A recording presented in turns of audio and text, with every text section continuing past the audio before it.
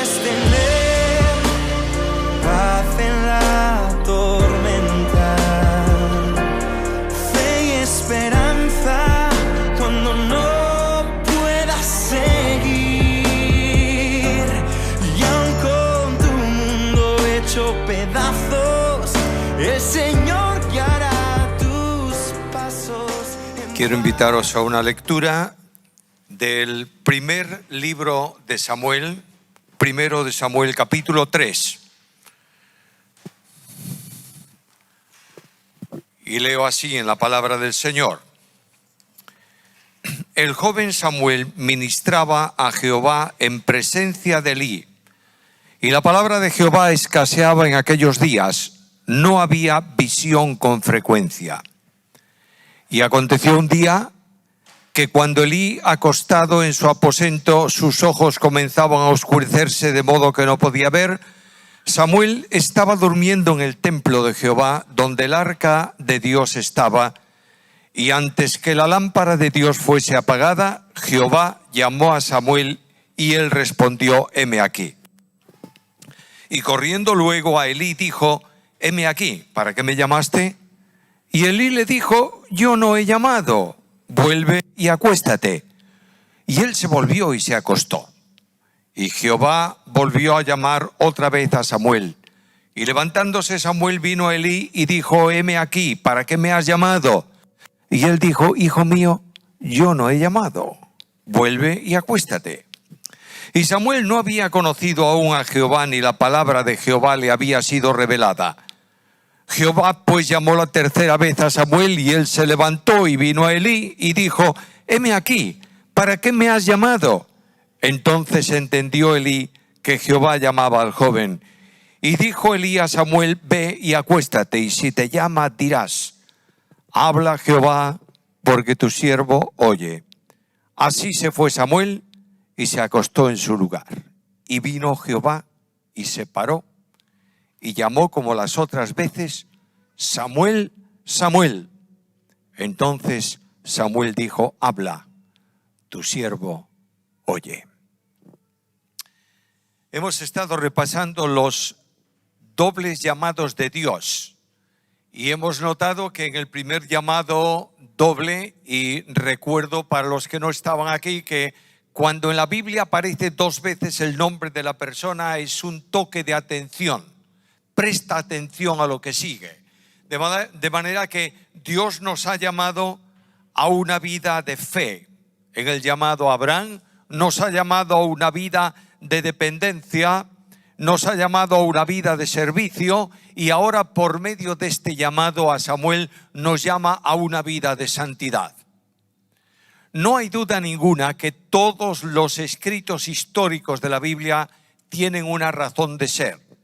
No están contándonos una historia ocurrida hace tantos cientos o miles de años, que para algunos no tendría excesivo interés o excesiva importancia.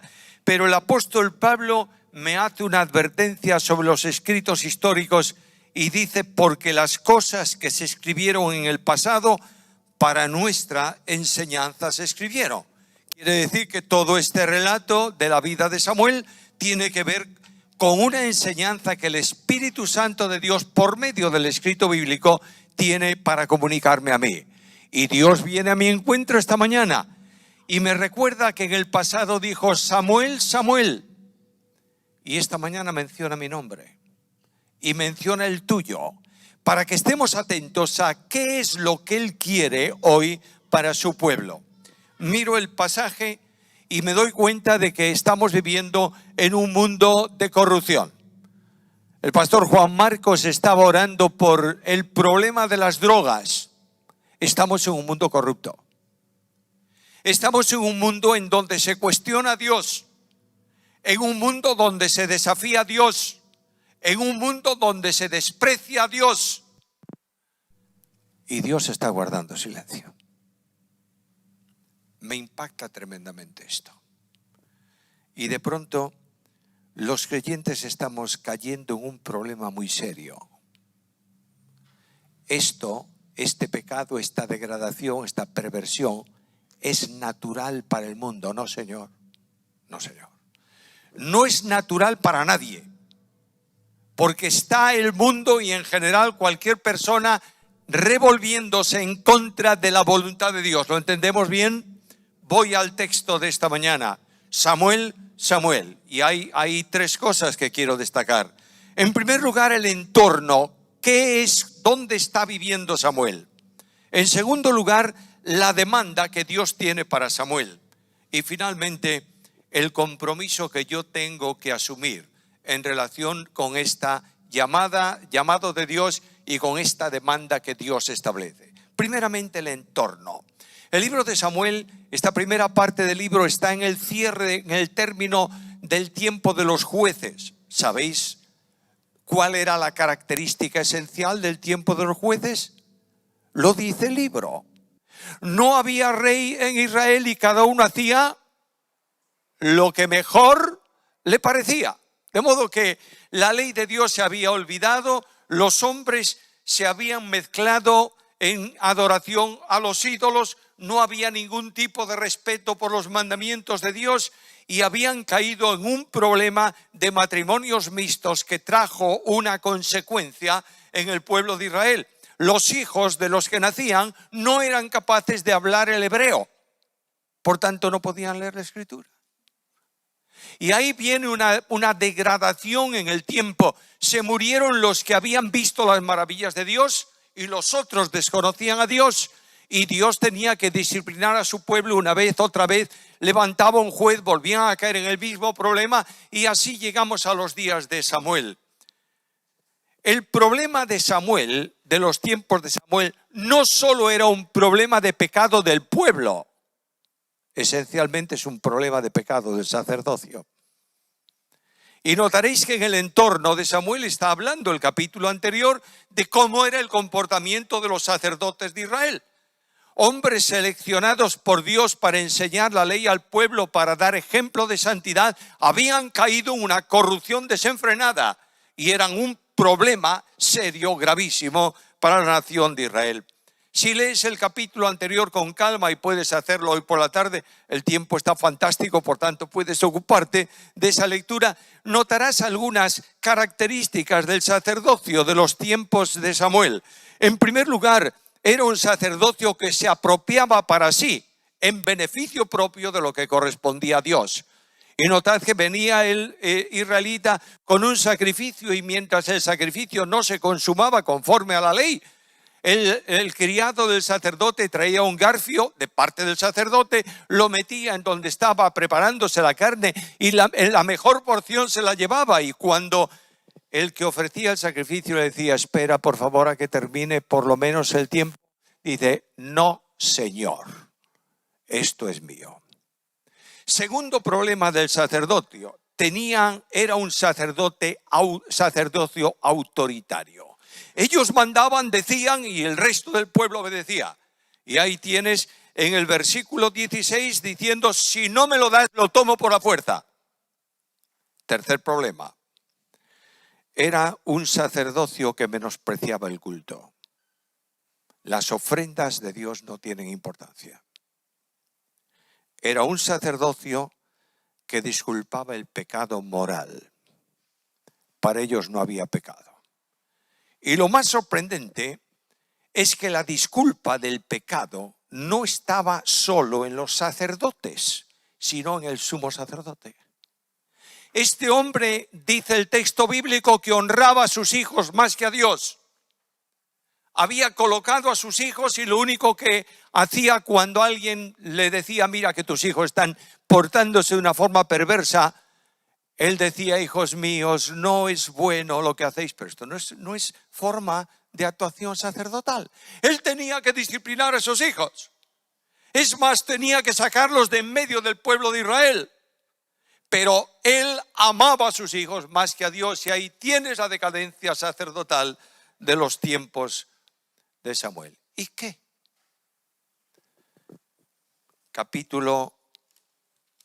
Versículo 1. La palabra de Jehová escaseaba. No había visión manifiesta. La comunión con Dios se había interrumpido. Y Dios guardaba silencio. Y es precisamente cuando Dios levanta a un niño educado en la ley de Dios, llevado al conocimiento de Dios en el hogar de sus padres, entregado al servicio del Señor. Levanta a este hombre y Dios comienza a revelarse nuevamente por medio de Samuel. Qué impresionante historia. Y qué ejemplo para mí hoy.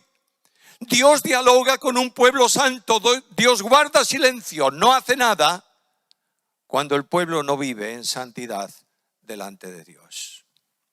Segunda cosa, ¿cuál es la demanda? Bueno, yo veo la historia y digo, bueno, ¿y qué lección tiene esto para mí hoy?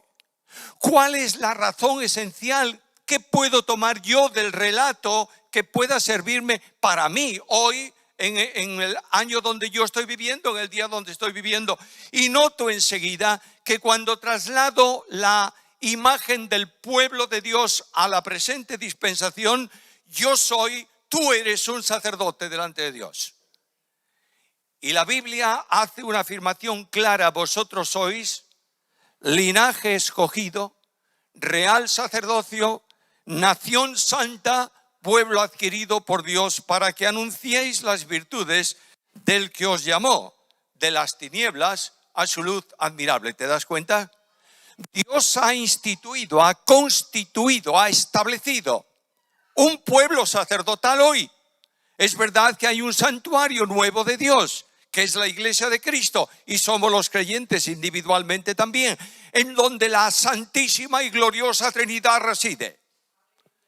En el corazón del creyente no está solamente una persona divina, están las tres. Y nosotros somos templo de Dios en espíritu. Ahora yo digo, bueno, qué bien. ¿Y por qué yo soy sacerdote? Por condición familiar. ¿Recordáis que cuando se establecía el sacerdocio en Israel, no podían ser sacerdotes más que los que provenían de la tribu de Leví y de la casa de Aarón? El resto no era sacerdote. Y yo me pregunto, me voy a la Biblia y descubro que en primer lugar el Padre del cielo me ha adoptado como hijo en su casa. De manera que leo, por ejemplo, en el Evangelio según Juan capítulo 1 y versículo 12, aquellas palabras: a todos los que le recibieron, esto es, a los que creen en su nombre, les ha dado potestad de ser hechos hijos de Dios.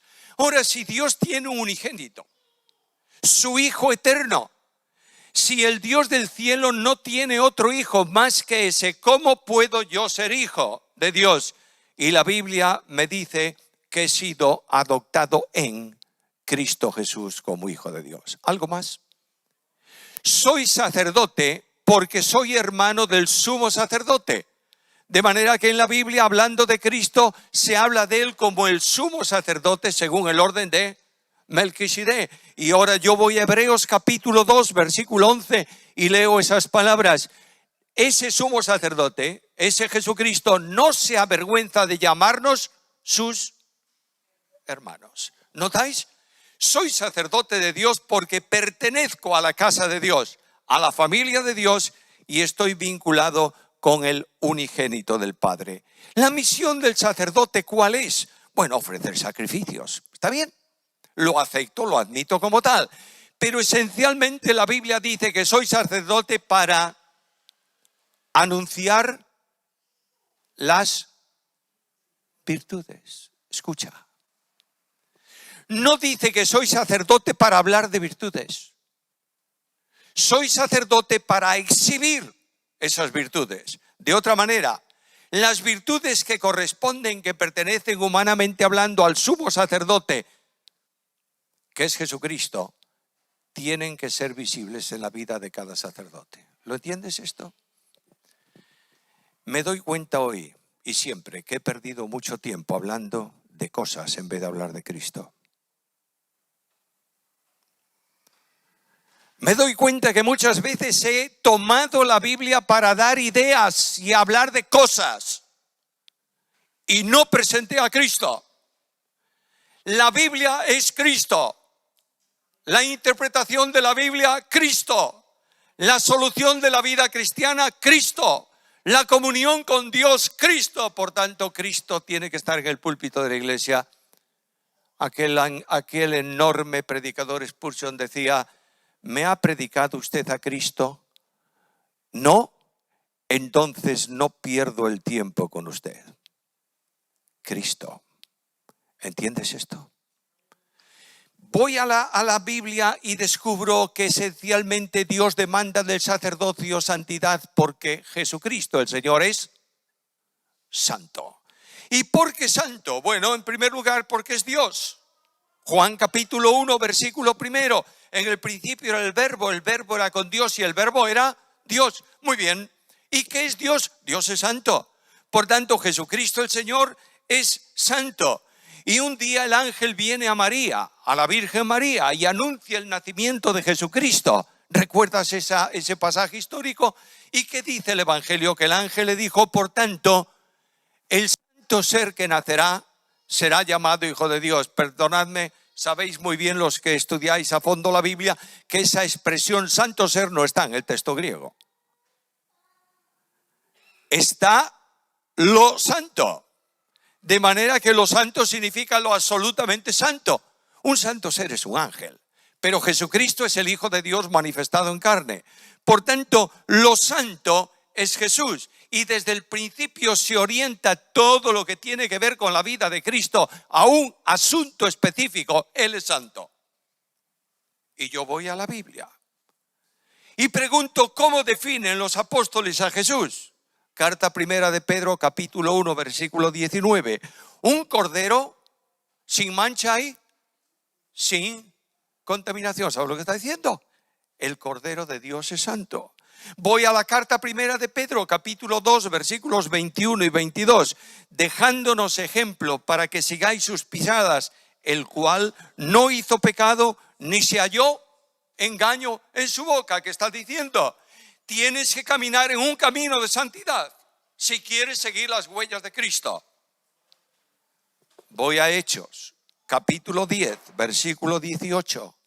En aquel gran mensaje evangelístico, Dios ungió con Espíritu Santo y con poder a Jesús de Nazaret, y este pasó haciendo el bien y sanando a los oprimidos por el diablo, porque Dios estaba con él. ¿Por qué?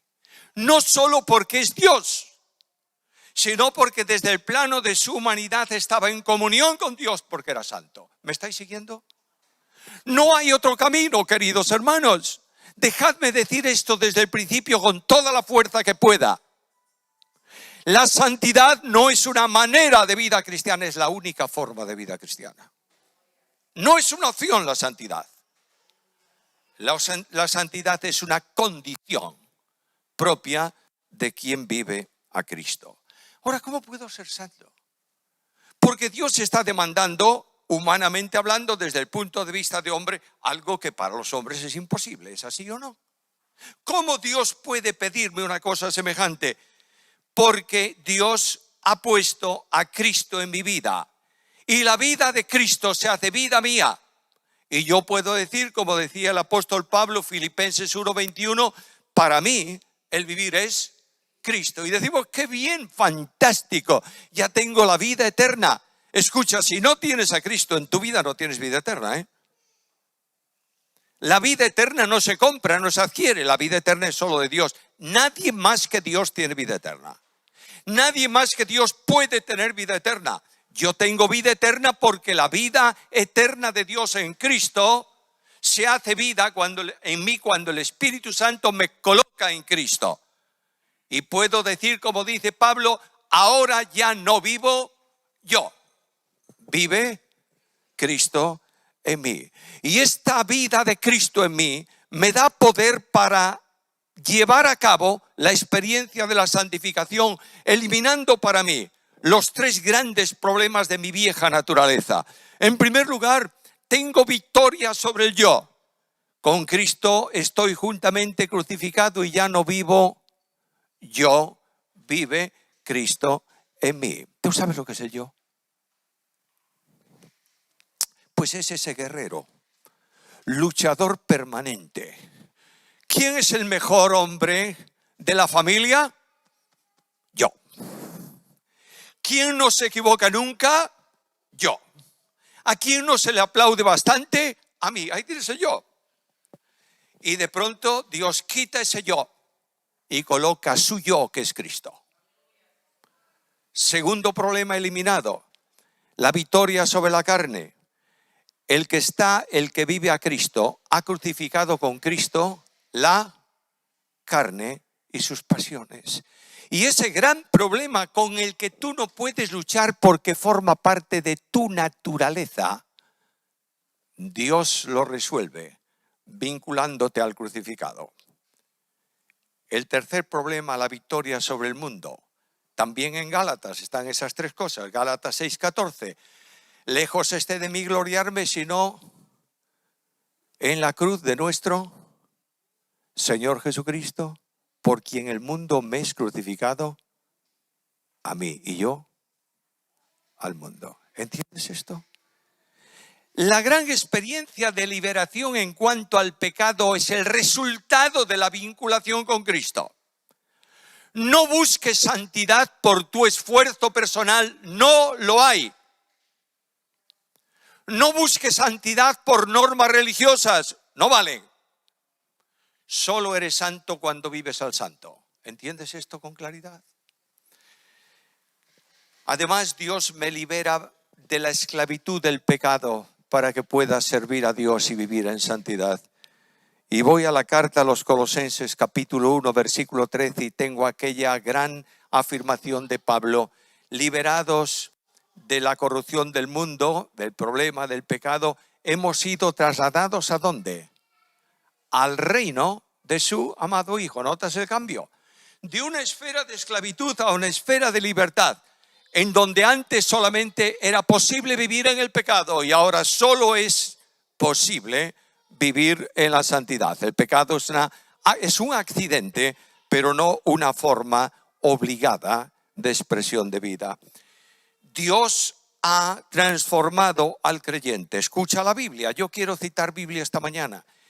Cuando tengo palabras de Dios, ¿por qué voy a usar las mías? Escucha, carta primera de Pedro, capítulo 1, versículos 15 y 16. Como hijos obedientes, no os amoldéis a los deseos que antes teníais cuando estabais en vuestra ignorancia, sino que como aquel que os llamó es santo, sed también vosotros santos en toda vuestra manera de vivir, porque está escrito: sed santos, porque yo soy santo. No dice el versículo: como yo soy santo.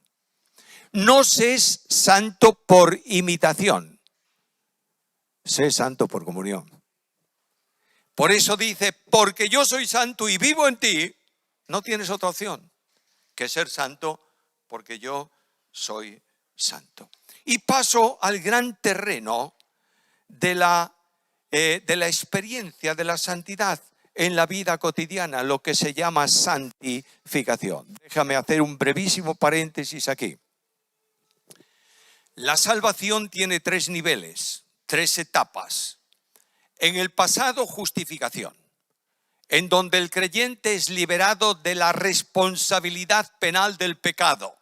Ya no hay más condenación para los que están en Cristo. ¿Lo entiendes claramente?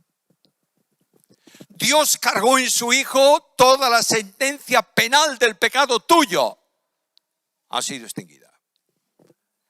Puedes levantar tus ojos y en el cielo no hay un trono de ira, hay un trono de gracia. En segundo lugar, la santificación, en donde Dios libera al creyente del poder del pecado. ¿Para qué? Para que pueda vivir en santidad. El tercer nivel de la salvación es la glorificación, en donde Dios va a separar para siempre al creyente del pecado. Nunca más pecado, nunca más vieja naturaleza, y estaremos para siempre con Jesús. Pero cuando yo voy a la vida de santificación, me doy cuenta que la Biblia trata eso como una posición, una nueva posición en Cristo. Y Jesús dice al Padre: Padre, estos no son del mundo. ¿Por qué? Porque yo tampoco soy del mundo. de manera que el mundo queda a un lado y estos han sido liberados para una vida diferente. Hermano querido, por favor, yo quiero que entiendas lo que seguramente tú sabes, pero que reflexiones en esto esta mañana. No se trata de convicción. No quiero que tú sepas que tienes que ser santo por convicción. Se trata de posición. Eres santo porque estás en Cristo. ¿Lo entiendes? Escucha la Biblia. Voy a primera carta a los Corintios, capítulo 1, versículo 30, y notad la posición del creyente, porque en Él estáis vosotros. ¿En quién? En Cristo. ¿Por medio de quién? ¿Quién nos puso ahí? Por llamamiento del Padre, por acción del Espíritu Santo. Y este Cristo Jesús nos ha sido hecho por Dios sabiduría, justificación, santificación y redención. ¿Lo entiendes? Tú eres santo porque Cristo es santo y tu vida está vinculada a la vida de Jesús. Y esta es la gran bendición y la gran enseñanza del Nuevo Testamento. ¿Sabes cuál es la voluntad de Dios para tu vida? ¿La has analizado alguna vez? Yo oigo muchos creyentes que dicen, es que no sé cuál es la voluntad de Dios. ¿Quieres que te lo diga? La voluntad de Dios es vuestra santificación. Ahí tienes la voluntad de Dios. No te esfuerces en mucho más, simplemente ten en claro que Dios te llama a santificación. Y esta santificación exige la separación del pecado. Carta primera de Pedro, capítulo 4, versículos 3 y 4. Baste ya el tiempo pasado para haber hecho lo que agrada a los gentiles, andando en lascivias, concupiscencias, embriagueces, orgías, disipación, abominables idolatrías. A estos les parece cosa extraña que vosotros no corráis con ellos en el mismo desenfreno de disolución y os ultrajan. ¿Te das cuenta de lo que dice Dios? La naturaleza del creyente es incapaz de vivir con la naturaleza adámica caída y perversa del mundo. Y aquí Dios me llama a una separación del pecado y es muy solemne cuando me dice, por lo cual salid de en medio de ellos y apartaos y no toquéis lo inmundo, y yo recibiré y seré para vosotros Padre, y vosotros me seréis hijos e hijas, dice el Señor Dios Todopoderoso. Escucha este versículo, por favor.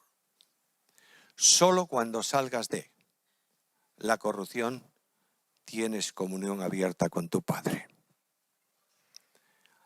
Puede ser que caigas en el pecado, puede ser.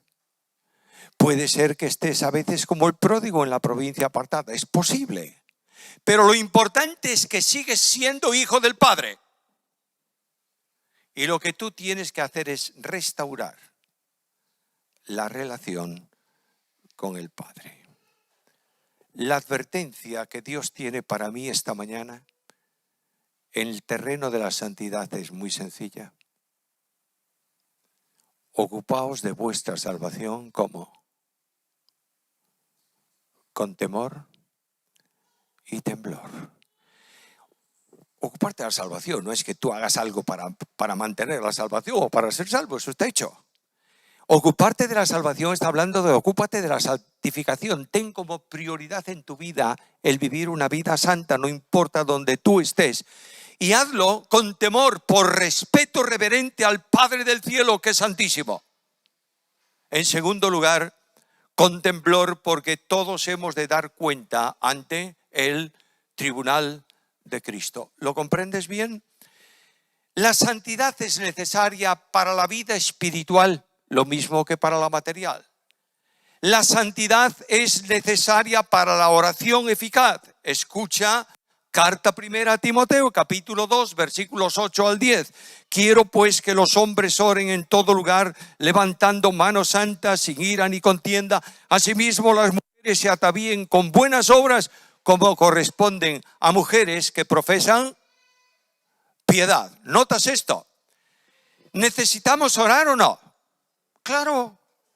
¿El Señor lo ha mandado o no lo ha mandado? Ya en el Antiguo Testamento, clama a mí, dice Dios. Y Cristo contó una parábola para enseñarnos que es necesario orar siempre y no desmayar. Muy bien, convoquemos todas las reuniones de oración que os dé la gana. Dedica 5 horas diarias a orar en tu casa. Si no vives santamente, es mejor que no ores. De otra manera,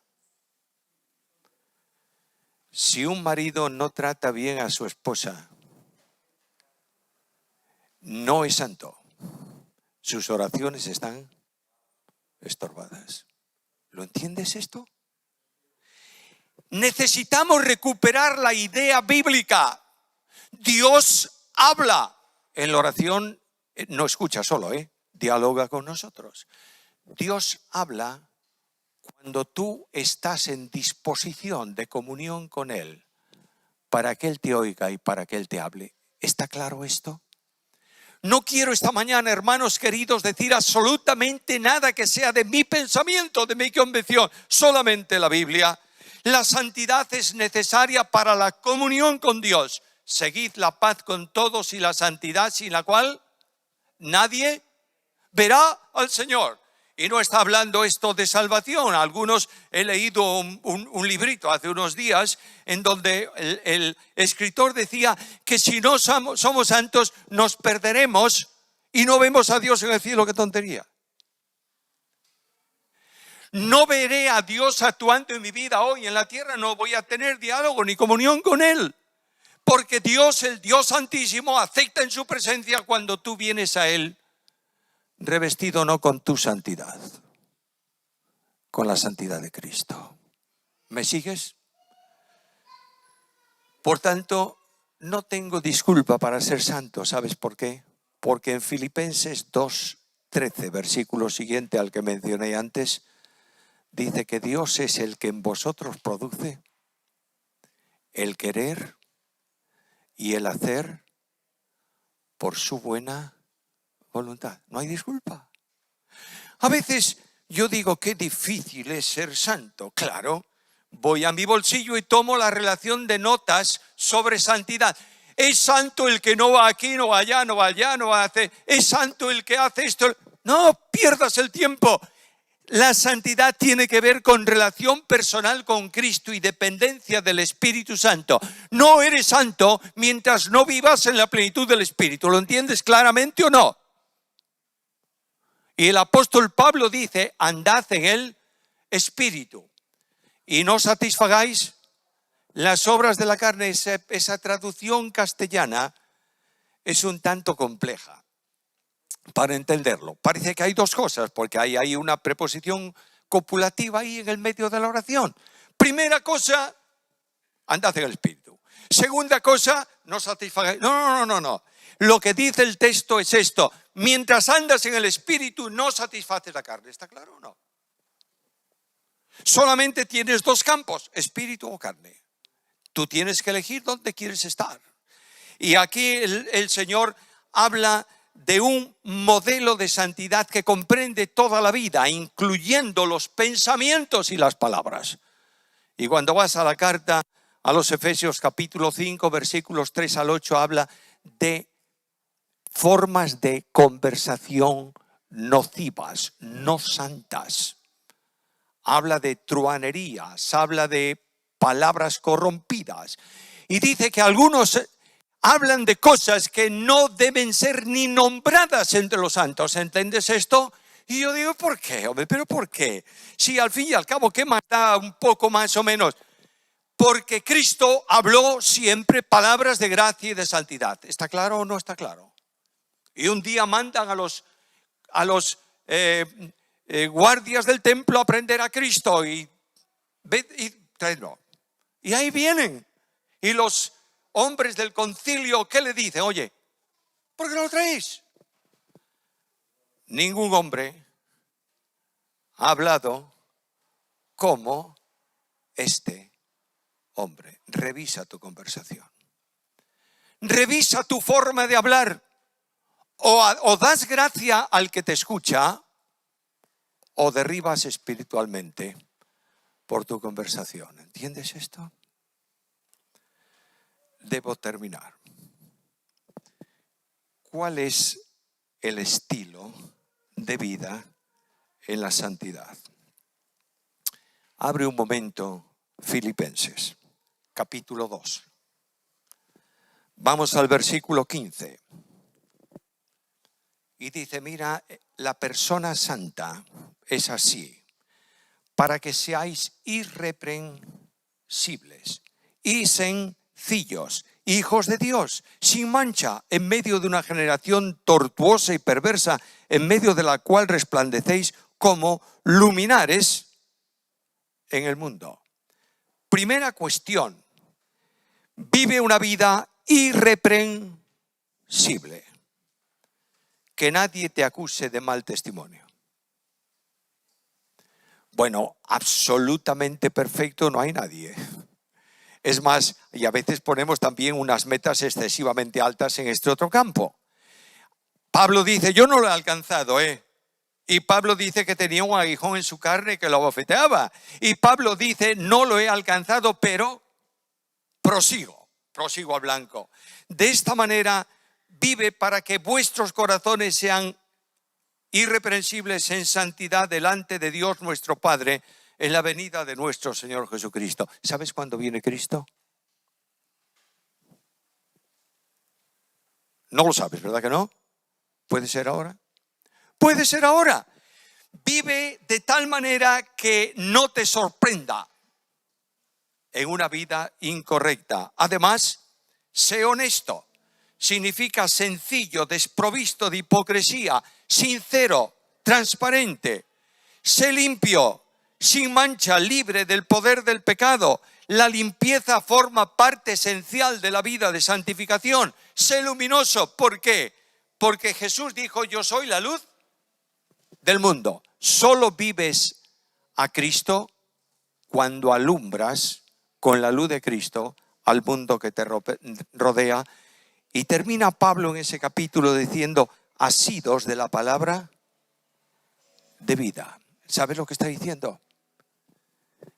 Para vivir una vida santa, aparte de la comunión con Cristo, del poder del Espíritu, vive pendiente de la palabra. La palabra forma parte esencial de la vida de santidad. Y el salmista dice, en mi corazón he guardado tus dichos, ¿para qué? Para no pecar contra ti. Y el medio de santificación es la Biblia. Jesús dice, santifícalos en tu verdad. ¿Qué más? Tu palabra es verdad. Hermanos míos, amados, queridísimos hermanos míos, si es la última vez que yo predico desde este púlpito, quiero dejar claro una verdad incuestionable. Toma la Biblia. Lee la Biblia. Medita la Biblia. Entiende la Biblia y predica la Biblia. Un mensaje sin Biblia no es un mensaje de Dios. Es Dios el que por medio de la Biblia en el poder del Espíritu llega a tu corazón. Jamás ningún predicador va a cambiar tu vida. La palabra de Dios, la Biblia, niños con la Biblia en sus casas, jóvenes en Biblia, con Biblia en la iglesia, personas mayores con la Biblia, matrimonios con la Biblia. Y sé un creyente gozoso.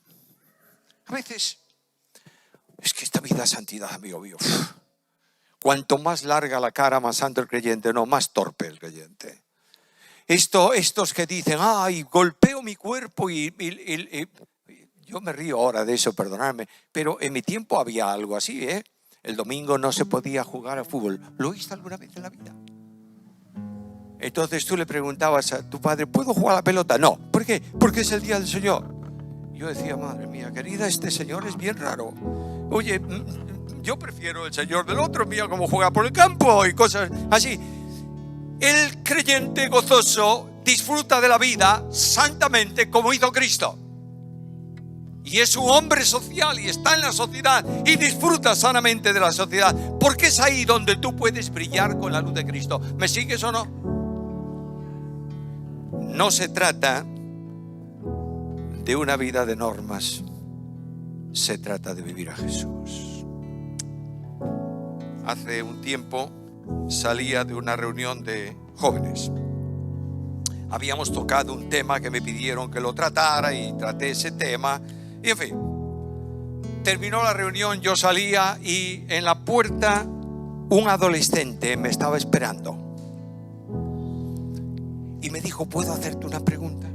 ¿Cómo no? Yo quisiera saber qué debo hacer, cómo debo comportarme, pero es que no conozco bien toda la Biblia. Yo le dije: mira, te voy a dar una receta facilita. Solo 2 cosas. Primero, pregúntate si lo que vas a hacer, lo que proyectas hacer o lo que estás haciendo, puedes decirle: gracias Dios, te adoro por lo que hago y glorifico tu nombre con ello. ¿Puedes? No, no lo hagas. Segundo, pregúntate: si Jesús estuviera en mi lugar, ¿haría esto? Y si te dice la conciencia tuya: no, no lo hagas. Hermanos queridos, no son normas, no son reglas, es Cristo, solamente Cristo, nada más que Cristo. Y yo quiero que esta mañana tomes una decisión personal. ¿Quieres ser santo? Dile ahí al Señor en el silencio de tu alma: querido Señor, vuelvo a ti sin condiciones. Perdóname y ayúdame para gloria de tu nombre. Gracias, Señor, por el tiempo pasado en tu presencia. Que tu Espíritu toque con su dedo de fuego nuestros corazones y derribe nuestras paredes amuralladas y quebrante nuestra resistencia. Queremos ver un avivamiento, Señor, en donde el mundo tiemble por tu poder en medio de tu pueblo. Gracias por todo. Despídenos con tu bendición. Por Cristo Jesús. Amén.